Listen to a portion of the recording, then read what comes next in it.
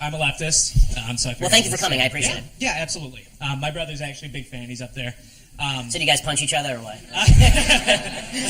I come from a very conservative family, so you learn to get along with it. Right? So you're the black sheep? Okay. Yeah, exactly. I actually don't disagree with most of the points that you were making, or at least a lot of them. So why are you a liberal? If not that. Well, we're in a post-label society, right? No, but what I would say is that I disagree with a lot of your conclusions. Okay. For instance, institutional racism. Yes.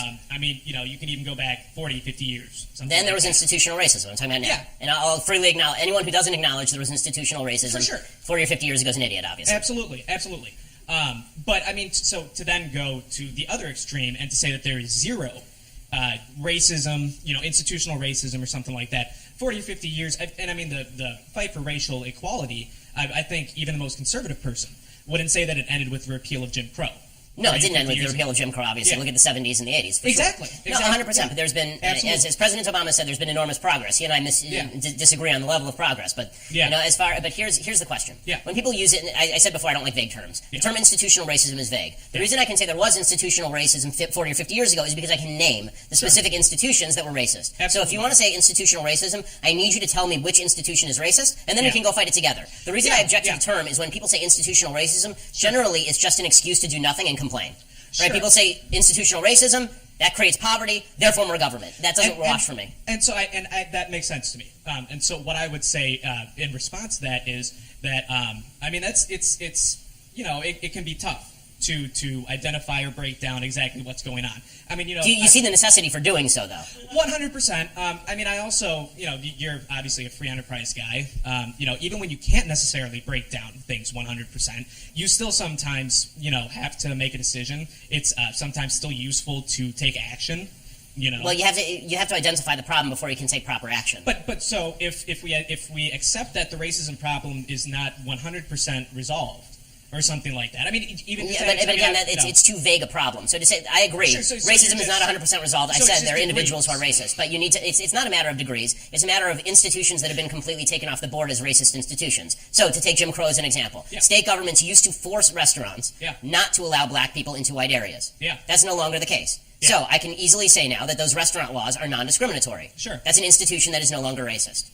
Right, and that's because that institution had a racist law, and now that racist law is gone. If you can point to somebody who's a racist, I'm happy to talk about that person and whether they should have that job. Absolutely, yeah, that makes sense.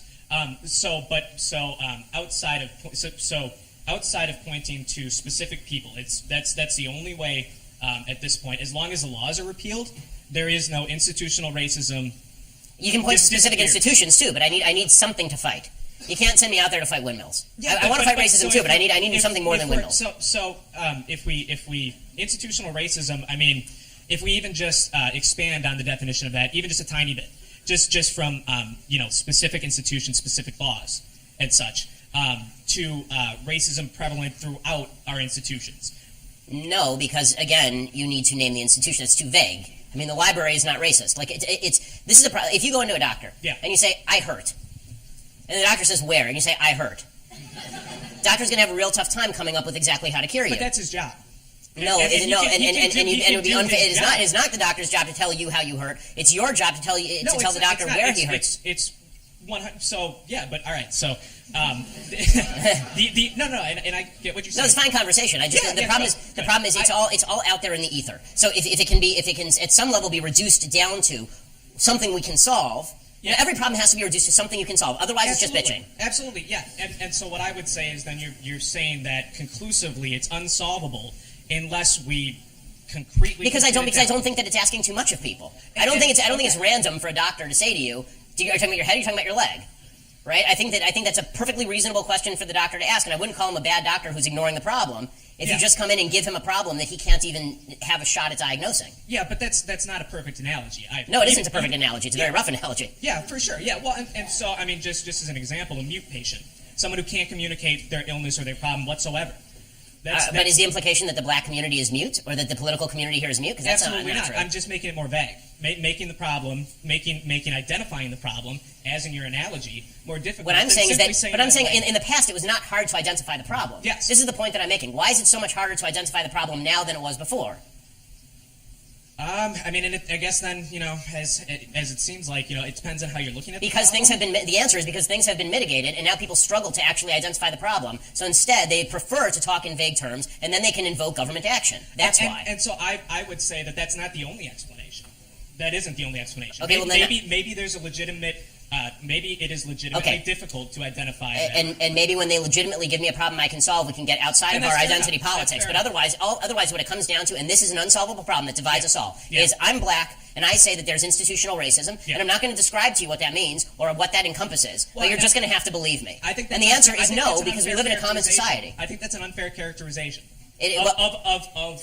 These viewpoints that you're talking about. Well, I don't think it's an unfair characterization of a lot of what the Congressional Black Caucus says, for example. Well, all right. So, in that respect, I think. That's and I don't mean to cut you off. I think it's been a good conversation, but I think you see where I'm coming from, which is.